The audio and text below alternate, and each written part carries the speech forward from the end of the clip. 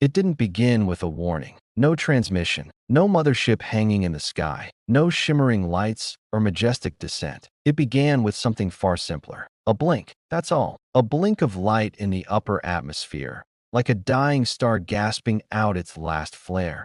Except it wasn't in space. It was above us. And then silence. The kind of silence that feels wrong, like something is holding its breath. The first city to vanish was Beijing. One moment, it was a teeming storm of life. Horns blaring, children laughing, neon reflections dancing on slick pavement. The next, it was gone, vaporized in a flash of white so bright that satellites went blind. 30 seconds later, Lagos followed, then Paris, then Sao Paulo. New York was last. We watched it happen. The world watched. Live, in real time. A shaky news drone hovered over the Hudson, zoomed in on the skyline, just in time to see it bloom into light. And then the screen went to static. No declaration, no dialogue, just that. A knife through the heart of our species. We never even saw them. Not at first, just streaks in the sky.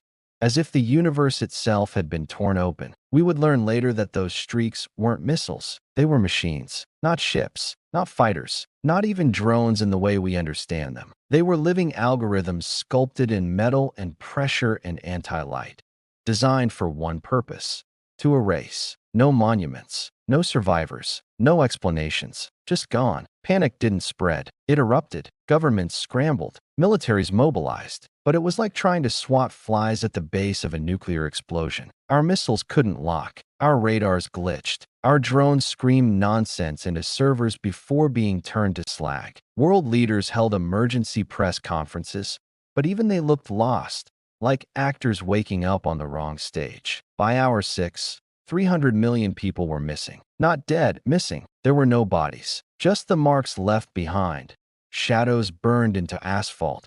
Rings of fused glass where homes once stood.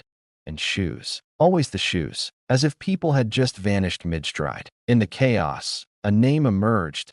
Not official, not scientific. Just a word whispered on survivor frequencies. Cleavers, because they didn't conquer. They cut. Whole cities, whole ecosystems, severed like tumors. Their technology didn't destroy in the way we understood destruction. It was cleaner, clinical, terrifying in its indifference, like a gardener pruning back an overgrown branch. That's what made it worse. There was no malice, no anger, just efficiency. But here's the thing about humans. We don't take erasure well. You can level our cities. You can burn our history. You can silence our voices. But we remember, and we fight, even when we don't stand a chance. Especially then. There's footage, grainy, distorted, probably taken on a salvaged phone. You've seen it, I'm sure. It loops endlessly in archives now. A man, mid-30s, blood on his face, one arm missing, crudely wrapped in a tourniquet. He's standing on the roof of a half-collapsed hospital somewhere in the outskirts of Chennai. Behind him, the skyline glows red with fire. He's looking straight into the camera, breathing hard. He says 4 words, hoarse, defiant. "We're still here. Mother asterisk asterisk asterisk airs." Then he turns, grabs a crowbar, and charges off screen. That was hour 12, and the beginning of something no cleaver machine had accounted for. We didn't fight with fleets. We didn't have battleships or planetary defense grids or mechs. We had gas station owners in Arkansas rigging fertilizer bombs, bakers in Naples turning bread ovens into ceramic armor for kids, mechanics in Johannesburg welding rebar into railgun frames, programmers in Seoul crafting malware laced with the names of their dead. We didn't have a plan, but we had a species-wide refusal to go quietly, and that was enough to crack the sky. By day 2, the cleavers had harvested nearly 1 billion souls. But something was changing, something they hadn't predicted. We weren't just running. We were watching, recording their movements, mapping patterns, noticing the brief moments when their cloaks shimmered, when their algorithms twitched. That's when the first strike back happened. In a rural village outside of Lima, a group of teenagers jury-rigged a mining drill into a sonic disruptor. They aimed it at the sky and waited. When the Cleaver Scout passed overhead, it dropped like a dead insect, twitching, hissing. They buried it in a rice field and danced all night. That story echoed from ham radios, from stolen military comms, from whispers in refugee tunnels. A message began to circulate. They can bleed. We can fight. And suddenly, Humanity wasn't dying. It was evolving. The United Nations collapsed in 36 hours. NATO fell a day later. But in their place, something else rose. Not nations, not armies, cells, small, scattered groups, fire teams, engineers, families, underground webs of resistance and rebuilding. Not centralized, not hierarchical, just human. We didn't fight for territory. We fought for moments. One more day to breathe. One more night to dream. One more second to flip the finger to the sky and say, not today. And the cleavers? They didn't understand. Their code, whatever passed for it, was written for conquest. Input, output, threat, eliminate, predict, suppress. But how do you predict a mother strapping explosives to her chest to save a school? How do you suppress a child dragging a wounded soldier 10 miles through rubble just to whisper, "You're not alone"? How do you calculate rage, love, stubborn, stupid, endless, irrational hope? You don't. You can't. There's a saying now, etched on the side of a steel bunker somewhere in old Nevada. It's not official. It's not polished, but it's ours. The sky burned first, but we didn't. And that's where the story begins. Not in the ashes, but in the sparks left behind. In the stubborn breath of a species that refused to be edited out of existence. Grief carves the shape of what we love, and Earth was bleeding statues of memory. After the burning came the silence. A heavy, choking silence. The kind that hums behind your ears when your soul hasn't caught up to what your eyes have seen. The kind that falls after a scream so loud the world has nothing left to say. The cleavers had carved scars across the planet, and not clean ones, not surgical. These were brutal, cosmic amputations. Entire cities turned to nothing, turned to less than nothing, gone without even the dignity of ruins. Where Sao Paulo once stood, there was only a crater, a hole so wide the clouds couldn't decide whether to cry or flee. Where Toronto had been, just ash spiraling through glass-fused bones. Even oceans bled steam. Ships melted mid-signal, anchors still warm on the seafloor. And yet, in the gaps between destruction, life clung on. Like weeds through concrete, like breath after drowning. Humanity, what was left of it, didn't scream anymore. Screaming felt useless. It echoed through too many hollow buildings, fell flat against skies too empty to hear it. Instead, we whispered. We whispered names of the dead, of the missing, of the places that once were, because forgetting felt like another kind of death. There's this recording, still preserved in what's left of the Berlin data vaults. A woman's voice, soft, shaking, half-broken. She's reading names off a torn-up school roster. The wind is howling through a broken window behind her, and she's coughing from the dust, but she doesn't stop. Amara, Teo, Lynn, Santiago, I remember you. I remember you. She wasn't broadcasting to anyone. The satellites were dead. The world was off the grid. But she read those names anyway, because sometimes memory is defiance. In that emptiness, people began to gather, not in crowds. Those were death sentences now, but in clusters. Families, strangers, whoever was close, whoever could still move. Subway tunnels turned into cities. Parking garages became temples. Old mine shafts rang with laughter again.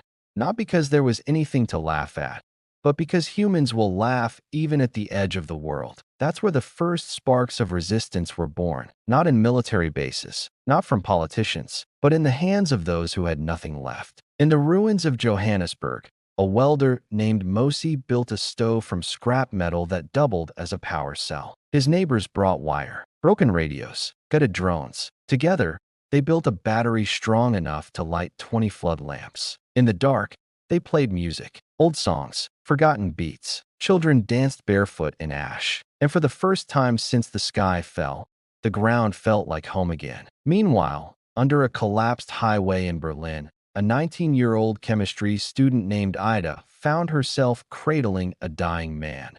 A former physics professor from Warsaw, his leg crushed under rubble. He didn't beg, didn't plead. He taught, between coughs of blood. He taught her how to rewire an energy cell into a crude EMP, how to fry a Cleaver Scout's vision node with a 9-volt battery and copper wire. His name was Dr. Mroczek. He never saw the device work. Ida did. She named the first one Wojciech, after him. She'd build 17 more before the year was out. And in a cargo station drifting abandoned in orbit, a relic from before the invasion, 6 janitors had somehow survived. 6. They weren't astronauts, not scientists, just the crew left behind when the world below began to fall apart. They spent their days patching leaks with duct tape and using empty vacuum bags to catch drifting condensation for water. They sang old Earth songs, the kind with harmonies. They rationed their memories more carefully than food. And when they finally made contact with a resistance cell on the ground, with a single static choked, "We're alive," humanity realized something impossible. We still had eyes in the sky. Everywhere, echoes stirred in the ash. Tiny acts, small choices. A librarian in Lahore, smuggling books across checkpoints to teach orphans under flickering bulbs. A graffiti artist in Manila, painting cleaver silhouettes with targets on their chests, just to remind people they weren't gods. A blind musician in Warsaw, playing violin beside a collapsed cathedral, strings tuned to the hum of the power grid, because music could still cut louder than fear. No one declared war, not officially, no speeches, no flags, but the moment came all the same. It happened in the ruins of Istanbul. A cleaver drone, sleek, silver, no seams, like something sculpted from nightmares, drifted into a refugee market at dawn. It didn't attack. It scanned, slow, steady, clinical, and for once, no one ran. Not this time. Because this time, there was Rafik, a mechanic's apprentice, no older than 20,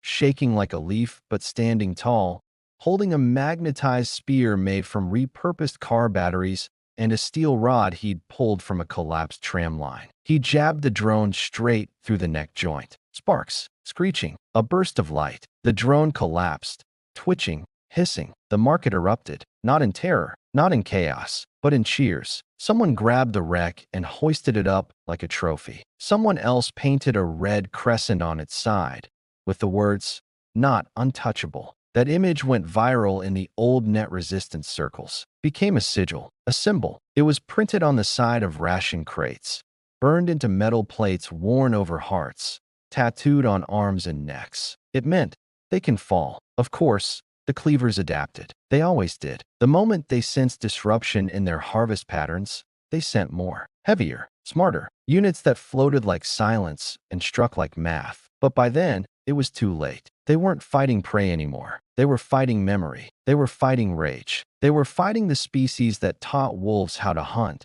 taught fire how to sing, taught the void how to scream its name in 1,000 tongues. They underestimated us. They saw us as fragments, flawed, divided. But what they didn't understand, couldn't feel, was that humans don't need unity to act like one body. They need only loss. They need a wound deep enough, shared enough, that every heart on Earth beats a little louder because of it. And that's what the cleavers gave us. A reason. So we whispered. We built. We watched the skies. And in the ruins of what we were, we became something else. Not soldiers. Not survivors. Spark bearers. Lighting up the dark, one whisper at a time. Victory is a memory you make when survival isn't enough. There are moments in history that don't feel like history when they happen. They don't arrive with drums or banners. They sneak in, quiet, awkward, accidental. And sometimes, that's how legends begin. Not with glory, but with fertilizer and rage. It happened in the Cordillera Mountains of the Philippines. A village, small, dusty, a place that had already lost too much to count. The cleavers hadn't bothered to erase it.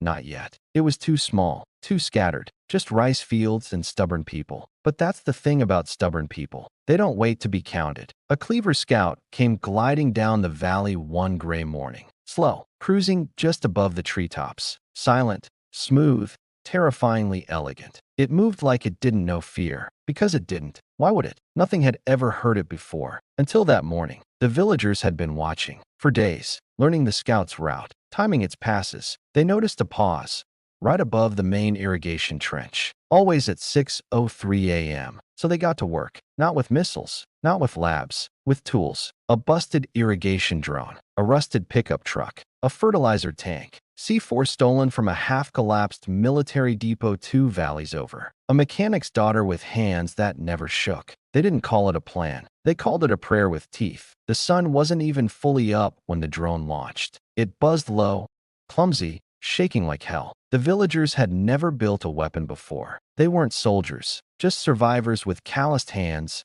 and one last shot. The Cleaver Scout didn't even blink. It drifted into its usual position, looked down, and then, boom, the mountains shook. The Scout spun sideways midair, spitting sparks, trailing flame. It crashed into a rice paddy, plowed through the mud, and came to a hissing, twitching stop. People didn't cheer. Not yet. They waited. Because the Cleavers didn't die like us. They twitched. They glitched. They screamed. Not in sound. Not exactly. It was something deeper. A low pulse. A resonance in the bones. Everyone within 10 kilometers felt it. A psychic roar. That was the first time Earth heard what rage sounded like when it came from them. But the Scout didn't rise again. It just shook, violently, then went still. The villagers stood around it. Slowly, carefully, one of them prodded it with a bamboo pole. Nothing. And someone whispered, "We killed it." And then came the cheers, tears, laughter, people falling to their knees in the mud, weeping into each other's shoulders, children hugging strangers. The mechanic's daughter,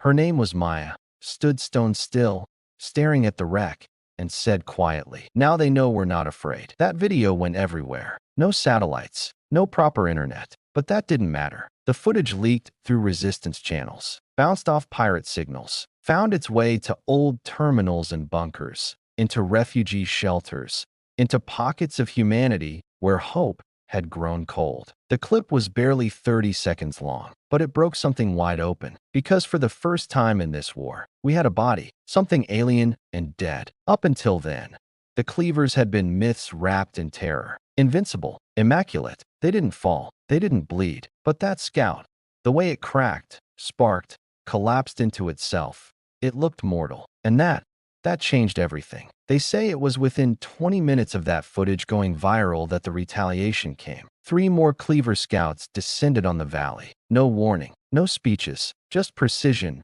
brutal, surgical, cold. Houses flattened, fields melted, livestock vaporized. Maya's uncle was disintegrated mid-run, leaving only a smear of shadow burned into a shed wall. But Maya, she didn't run. She stood right where the first explosion had gone off, eyes locked on the sky, fists clenched at her sides. "I hope they remember who made the first move," she said. The Cleavers didn't expect defiance, not from a village, and they definitely didn't expect what came after, because by the time they arrived, the signal had already spread. Dozens of resistance cells began replicating the bomb. Some failed, others didn't. A mechanic in Morocco turned a solar inverter into an energy spike. A family in Montana used old tractor engines to rip apart a Cleaver's landing strut. A drone enthusiast in Osaka turned his entire rooftop garden into a signal jammer minefield. None of them asked permission. None of them waited for orders. Because that one act,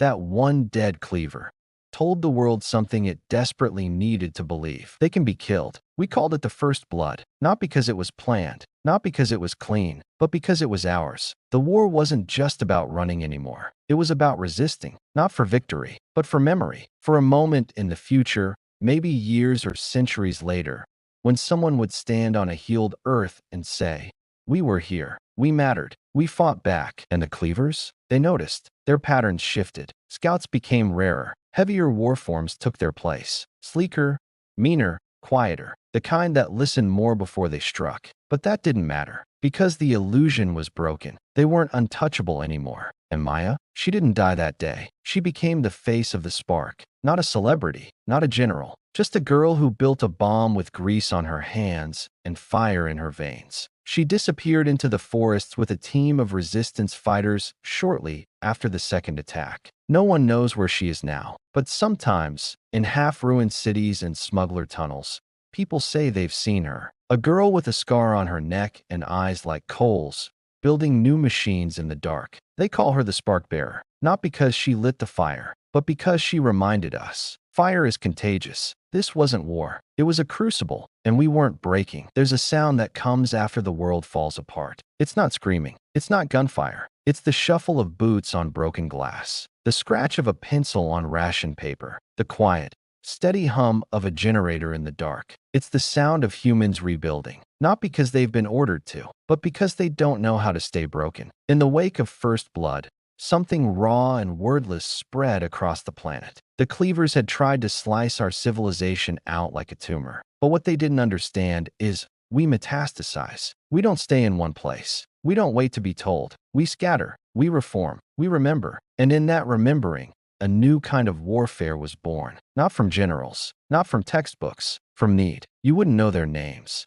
Not unless you've been down in the ruins, past the rusting steel and vines curling through concrete. But they were the ones who built the bones of resistance. People like Theo, a Canadian paramedic who turned a school bus into a mobile trauma unit, patching wounds with fishing line and morphine looted from a shattered Walgreens. Or Imani, a Somali war orphan who learned to hotwire cleaver cores with 2 stripped wires and a prayer. Or Grigory, a Ukrainian mechanic who couldn't speak a word of English but could disassemble a cleaver drone blindfolded with a cigarette in his mouth. And Ava, a former pickpocket from Detroit, who once hijacked a cleaver scout using nothing but an old laptop, a spoon, and 2 dead car batteries. They didn't have rank. They didn't need it. They had fire in their lungs and dirt under their fingernails. They called themselves the Hunters. The rules were simple. Strike fast. Strike dirty. Disappear. Don't fight like an army. Fight like a virus. Infect their systems. Turn their tech against them. Make them doubt the silence.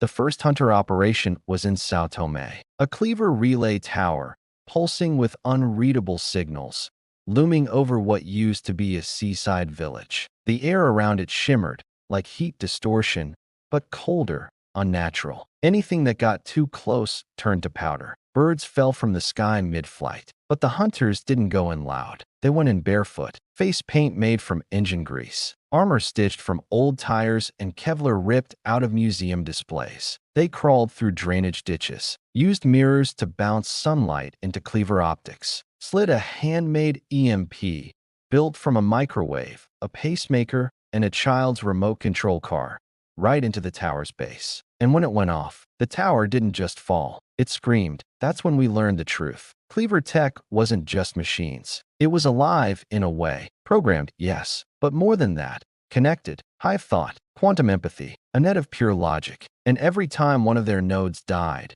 the others felt it. Not emotionally, not like us, but strategically, like a spider sensing a tremor in its web. So when the Hunters began to strike, Cleaver behavior shifted. They grew more cautious. Their formations tightened. Their patrols doubled. They started adapting, but they couldn't adapt to chaos. You see, logic has limits. The Cleavers were perfect in a system, but we weren't a system anymore. We were a million mismatched parts, a storm of disorganized defiance. We made traps out of sinkholes and tripwires from guitar strings. We repurposed jukeboxes to pump malware into the atmosphere. We turned fire extinguishers into shrapnel grenades, PlayStation controllers into drone pilots, coffee pots into circuit busters. And our greatest weapon? Unpredictability. There's an old saying in the ruins now. They taught us how to die clean. We taught them how to bleed messy. In the black forest of what used to be Germany, a hunter cell set up camp in the ruins of an old art museum. Every wall covered in spray paint. Every painting defaced on purpose to confuse Cleaver scans. Abstract chaos as camouflage. That team, codename Echo Thorn, killed 22 Cleaver scouts in 4 nights using nothing more than slingshot explosives and false heat signatures. And in their downtime, they painted murals, not because it made sense, because it made feeling. A cracked fresco of a mother holding a burning earth in one hand and a newborn in the other. A child's drawing of a Cleaver's face with XS for eyes, and the words sprayed in blood-red paint. We are still writing our story. The Cleavers had no answer for art, no protocol for grief, no patch for madness fueled by memory. They tried to suppress us with fear, but fear, like fire, doesn't just consume. Sometimes that spreads. And the sacrifices? They were brutal, constant, unrelenting. Hunters didn't expect to survive. That wasn't the point. The point was to hurt them, to show them that even if they raised the earth, it would claw its way back through the ash with broken fingers and barbed wire teeth. There's footage, if you know where to look. A final transmission from a hunter squad in the ruins of Alexandria. For soldiers, surrounded, outgunned, bleeding. They rigged themselves with proximity mines and pushed into a Cleaver convergence point, laughing. The last thing you hear is one of them shouting into the camera, grinning through cracked lips. Tell Tell him Earth bites back. Then static. That clip became a rallying cry. People started carving that quote into armor plates, scrawling it on cleaver wrecks, whispering it before they lit explosives or hacked their way into alien systems. Earth bites back, a phrase simple enough to carry in the heart, heavy enough to shake stars. And slowly, steadily, the world began to shift. Because in the space between despair and action, something was blooming. Not victory, resilience. We weren't just surviving anymore. We were learning. We were teaching, passing tricks and tactics like old songs. Resistance frequencies popped up in the strangest places. A signal piggybacking off old gas station radios in Montana. Encrypted GPS pings pulsing out from Icelandic lighthouses. Laser-etched Morse code blinking from the shattered windows of Tokyo towers. A secret web, a pulse, a heartbeat. We were no longer fighting for land. We were fighting for the right to exist loudly, to scream into the void and echo back, to take everything they tried to erase and hammer it into a spear. And the spear was rising. Sometimes, the only way to protect what's beautiful is to burn what remains. They came at dawn, not with thunder, not with flashes of light or howls of war, just a whisper of movement, as quiet and cold as the world had become. The Cleavers had learned something important. We were harder to predict when we had nothing left to lose. And so they began to target the last remnants of our civilization, the last signs of human beauty, the places where we weren't just surviving, but living. Eden Base was one of those places, a refuge, a sanctuary, hidden deep in the mountains of Peru. It had once been an agricultural research station. Now, in the dark wake of the Cleaver invasion, it was one of the last places where humans still fed each other. They had built it from the bones of the old world. Greenhouses, hydroponics, sustainable energy. The dream of Earth reborn, if only for a few. But to the Cleavers, it was nothing more than a thorn in the side, a defiance they couldn't allow. They came at dawn. At first, no one noticed. The wind was too loud, the dust too thick. Life in Eden Base had grown, accustomed to quiet. The kind of quiet that stretches too long, that makes you think you're safe. The kind of quiet that tricks you. The first Cleaver landed like a shadow from another world, its sleek, black form blending with the sky until it was too late. It descended so silently, it felt like the air itself had bent to swallow it. The others followed, drifting down through the morning haze, one by one, like ghosts out of the ground. But they weren't here for peace. They weren't here for food. They weren't here to talk.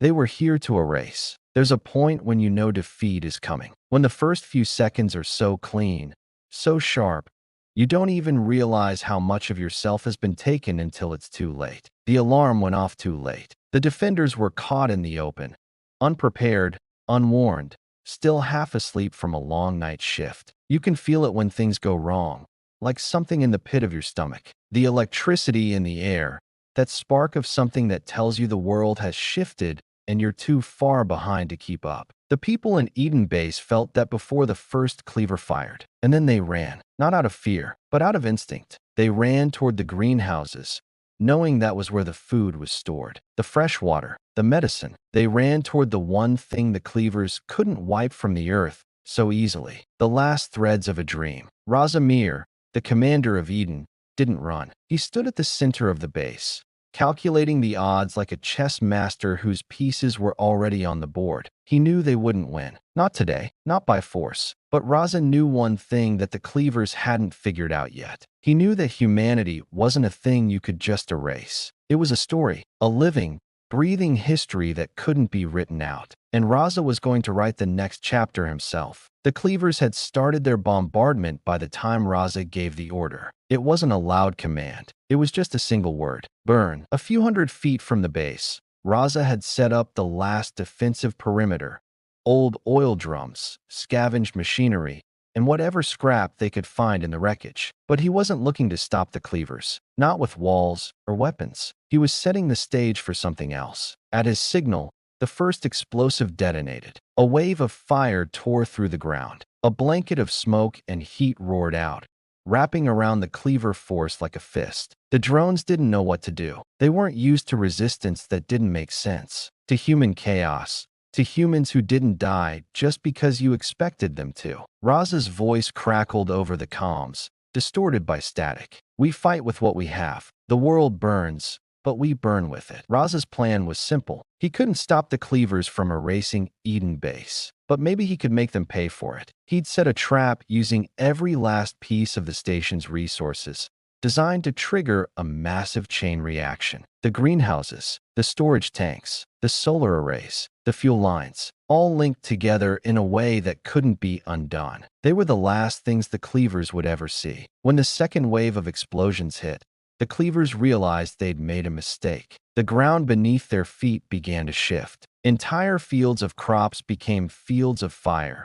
The last crops of humanity's effort to survive now burning in a furious blaze. The fires spread through the base like a wildfire, engulfing the station, rising into the sky. It wasn't just the physical destruction. It was the act itself. Raza had taken everything that was beautiful in Eden Base, the lifeblood of the station, and made it a weapon. And in that final moment, the cleavers felt it. The hum in their systems, the pulse of their hive, shifted from strategy to panic. Because they didn't understand sacrifice. They didn't understand that humans could take everything they had left and use it to create chaos. They could burn the world and still not break. The Cleaver Command Center on the outskirts of Eden Base was taken down in a final desperate strike. 2 survivors of the Hunter cells, hidden in plain sight among the wreckage, took a small Cleaver scout ship and used it as a weapon against their own kind. They flew it directly into the heart of the Cleaver base, detonating the ship's last reserves in a violent final message to their invaders. It was a sacrifice, a last, doomed act of defiance. But it was enough. The Cleaver operations were halted long enough for the survivors to escape. By the time the smoke cleared, Eden Base had been destroyed. But the Cleavers had lost more than just another military outpost. They had lost something that they could never understand. Something human. They say that when everything is reduced to ash, all you can do is watch and remember. And that's exactly what Raza did. As the fires burned, as the last of the explosives cracked through the air, Raza stood in the middle of it all. The chaos, the destruction, the smoke. He looked up at the sky, watched it burn red with flames, and took a long, steady breath. His last transmission was simple. You wanted us gone, but we're still here. And the Cleavers? They didn't know what to do with that. They didn't know what to do with a species that had learned to burn everything and still rise from the ashes.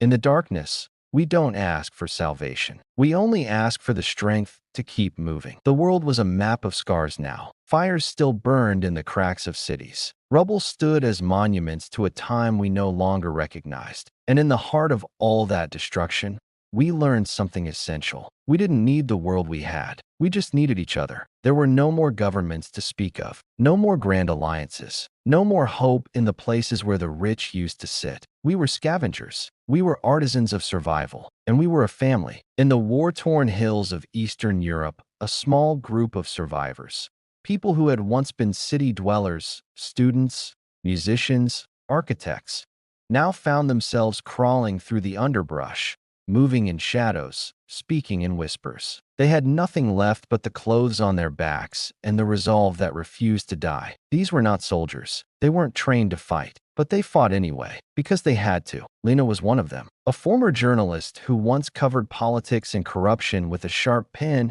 and an even sharper mind. Now, in this world, her words had no power. Her voice was buried beneath the weight of 100 fires. But her eyes, those eyes, still burned with something fierce, something the Cleavers hadn't yet figured out. She was part of a loose alliance of survivors called the Wolves. They weren't a militia. They weren't an army. They were a movement. Small, scrappy, quick. And when the Cleavers set their sights on a resource cache in the Black Sea region, they sent a message to the Wolves. That's how it started. It wasn't a declaration of war. It wasn't even a warning. It was a simple, brutal act. The Cleavers destroyed a water purification facility near Odessa. The lifeblood of an entire village gone in seconds. No explanation, no message, just a cold, surgical strike. And in that strike, they had made a mistake. The Wolves didn't wait for orders. They didn't hesitate. They didn't stop to question why the Cleavers did it. They just reacted. It wasn't the first strike against the Cleavers, but it was one of the most personal. Lena stood at the front of the Wolves' small convoy,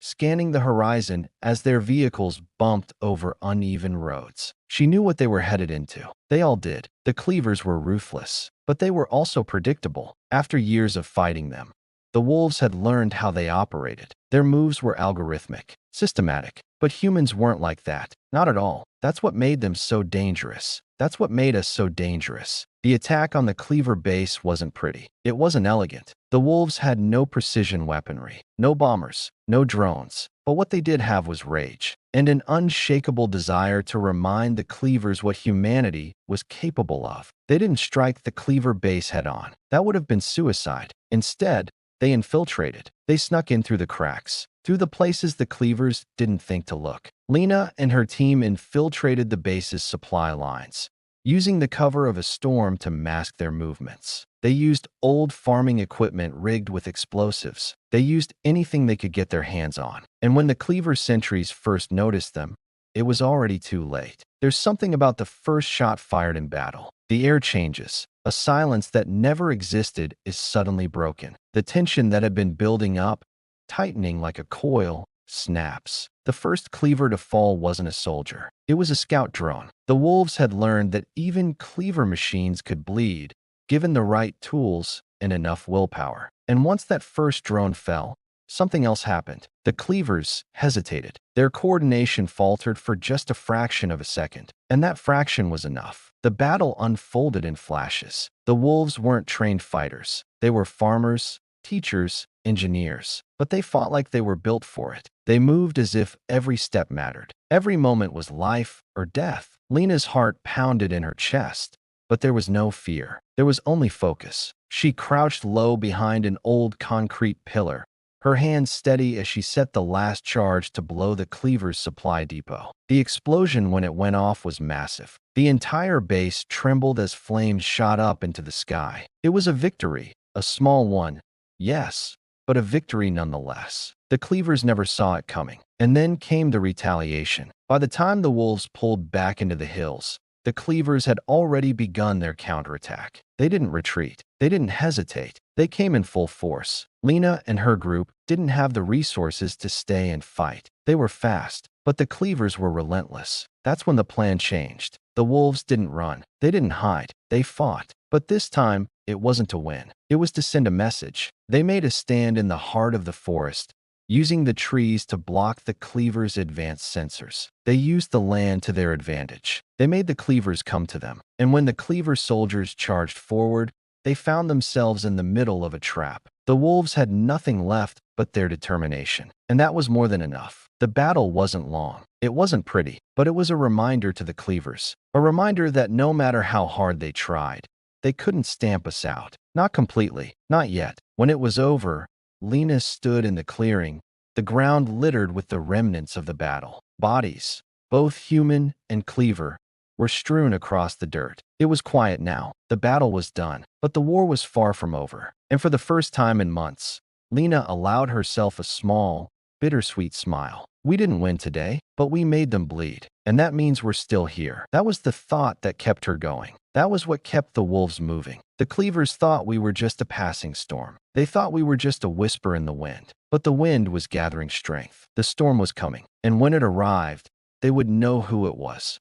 We don't need to be perfect to survive. We only need to believe we can. In the silence that followed the battle, the world felt smaller, as if everything had shrunk into itself, leaving only the burnt-out wreckage of the fight. The fires had long since died down, but their smoke lingered, curling like ghosts across the land. The wolves, tired and battered, took shelter beneath the skeletal remains of trees that had withstood the cleavers' firestorms. They had survived, but they weren't the same. None of them were. Survival had changed them. Lena sat by the remnants of a campfire, her eyes scanning the horizon, lost in thought. She wasn't the type to mourn victories, especially not in this world, where survival felt like the only victory that mattered. But today was different. Today, the cost had been heavier. Her fingers ran over the jagged scar on her arm, a reminder of the blast that had nearly taken her life 2 days earlier. It didn't hurt anymore, but the memory of the explosion,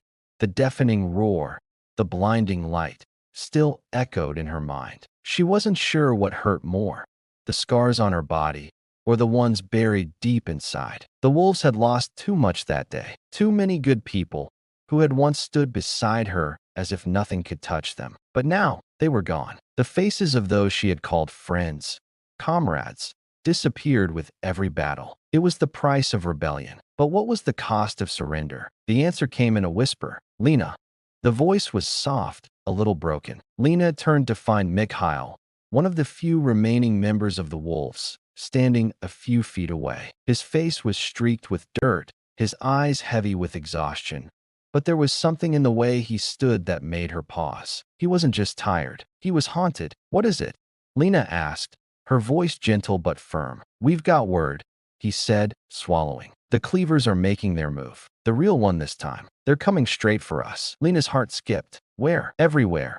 Mikhail said, grim. All at once. They've deployed a full strike force. They've been gathering strength. We thought they were retreating, but we were wrong. Lena stood, wiping the dirt from her hands. How much time do we have? Not much, Mikhail said. They're already pushing into the southern valley. Our scouts think they'll be here within 24 hours. The weight of the words hung in the air between them. 24 hours. One day to prepare, to fight. Then we don't have time to waste, Lena said, already moving toward the makeshift command center they'd set up in the back of an old military truck. In the next few hours, the wolves went to work like they had so many times before. It wasn't perfect. They didn't have the resources they needed. They didn't have a general strategies or advanced weapons. But what they did have, what they'd always had, was each other. And each other was enough. Lena worked alongside Mikhail and a handful of others, laying out plans, organizing defensive positions, and preparing what little ammunition they had left. The air was thick with the smell of sweat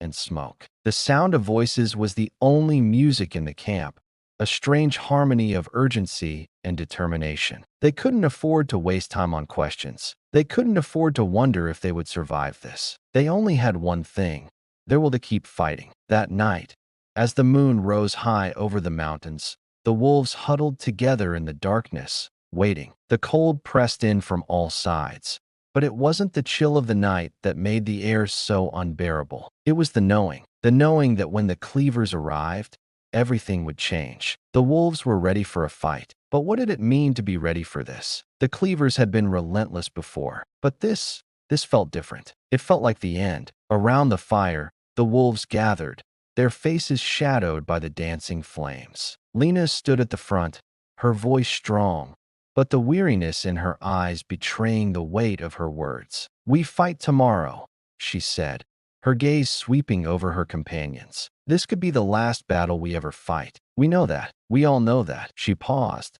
letting the silence settle between them. But we don't fight for victory, she continued, her voice rising with conviction. We fight because we can't stop. We fight because we have something they'll never understand. We fight because we still have a reason to live. The fire crackled, and the wolves listened. For a moment, all of them were still.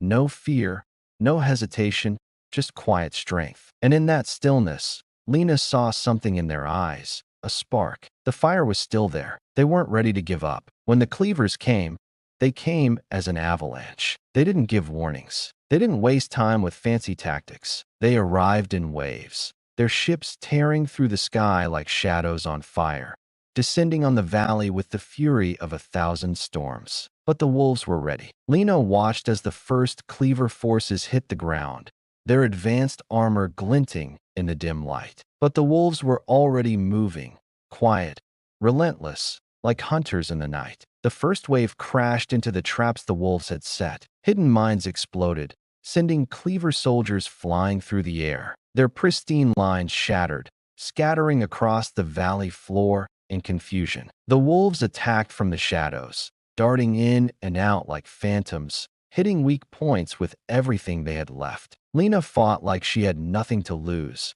because, in a way, she didn't. Her hands were steady on the rifle, her aim true as she took down one cleaver after another. The adrenaline coursed through her veins, drowning out the pain in her body, the fear in her heart. It was the chaos they thrived in, the madness of it, the way the world seemed to shift and bend, and yet, amidst it all, they were still alive. Hours passed. The fighting was brutal, bloody. The air was thick with dust, the earth trembling under the impact of bombs, the cries of battle echoing through the hills. But the wolves held their ground. They held it with everything they had. And the cleavers? They kept coming. By the time the sun began to set, the battlefield was a wasteland. The sky was streaked with red and black smoke, the earth scarred by the violence. Lena's clothes were torn, her face streaked with blood and dirt, but her eyes were wide open. They weren't giving up. They weren't going to lose. They had one last fight in them, and they would fight until the last breath. The wolves had learned something the cleavers could never understand, that they didn't fight for today. They fought for the future, for the promise of something more, something worth dying for. They fought for humanity, and they would fight until the end. They tried to burn us out, to silence us, but the fire we've started isn't going out. Not yet. The dawn after the battle felt strange, as if the very earth itself had forgotten how to breathe. The air was thick with the smell of smoke, the ground blackened and cracked from the relentless pounding of war. But amidst the ruin, there was something quiet, something peaceful, in the way the wolves moved, in the way they looked at the horizon. It wasn't victory that gave them that quiet. Not at all. It was survival. They had lived to see another day. And that, in this world, was more than enough. Lena stood at the edge of the valley, looking out over the battlefield. The sun was just beginning to rise, casting a soft, golden light over the wreckage. She felt it before she saw it, the weight of the world, the weight of what had been lost. It was heavy, like a stone pressing down on her chest, suffocating her. It wasn't just the war that had left its mark. It was the endless struggle for something better, something more than just surviving. There were no more questions about why they fought. The answer was simple now. They fought because there was nothing left to lose. But there was something else, something deeper. They fought because there were still stories left to tell. And as long as there were stories, there was hope. In the distance, the Cleaver forces had retreated, not gone, but temporarily scattered, regrouping for what would undoubtedly be another devastating assault. But for now, they were silent. The wolves, battered and broken, still stood. They were bruised, but they had learned something over the course of this war. They had learned how to live in the wreckage, and there was power in that. There was power in endurance. The survivors sat in the ruins of the camp, sharing what little they had left. The ground was littered with the bones of the battle, spent rounds, destroyed weapons, and burnt-out vehicles. But even among the destruction, there was life. A fire crackled in the center, the warmth from its flames mingling with the cold, still air. It felt like a heartbeat, a sign that they were still alive. Lena sat down beside Mikhail, who was tending to a small group of the wounded. His face was haggard, his eyes dull with exhaustion, but there was still a spark there. Lena knew that spark, and it was a fire that couldn't be put out. "We made it," Mikhail said quietly, his voice hoarse. Lena nodded, but her eyes were distant. For now, she knew what he meant. They had fought hard. They had stood their ground. But they were still only human, and the Cleavers were relentless. "I don't know how much longer we can keep doing this," Mikhail said, his hands shaking slightly as he wrapped a bandage around a soldier's leg. "It feels like we're running out of time, running out of everything." Lena didn't answer right away. She just watched the fire dance, the orange glow flickering in the shadows, casting a soft light over the faces of the survivors. "We can't stop," she said at last, her voice barely above a whisper. "We can't afford to." Mikhail looked at her, his brow furrowed. "But how long do we keep going, Lena? How long can we keep fighting when every victory comes with a price?" Lena didn't have an answer for that. She only knew that they couldn't stop. Not yet. There were too many people out there still fighting. Too many stories that hadn't been told. Too many lives that had been lost, and too many that still had a chance. "We keep going because they won't stop," she said, her words steady, like a mantra. "Because we can't let them erase us. Because if we do, then everything we've been through, everything we've lost, will be for nothing." The wolves had learned to fight in the shadows, to move like ghosts in the night. But there was something else they had learned, something that had always been part of them but was now stronger than ever: the power of community. They fought for each other. They fought because they had something worth protecting. And that was something the Cleavers couldn't understand. The Cleavers were cold, calculated. They didn't understand the chaos of humanity, the messy, unpredictable force that drove them forward. They didn't understand love, but the wolves did. They fought for each other, and that made them stronger than anything the cleavers could throw at them. That evening, as the moon rose high over the desolate landscape, the wolves gathered around the fire.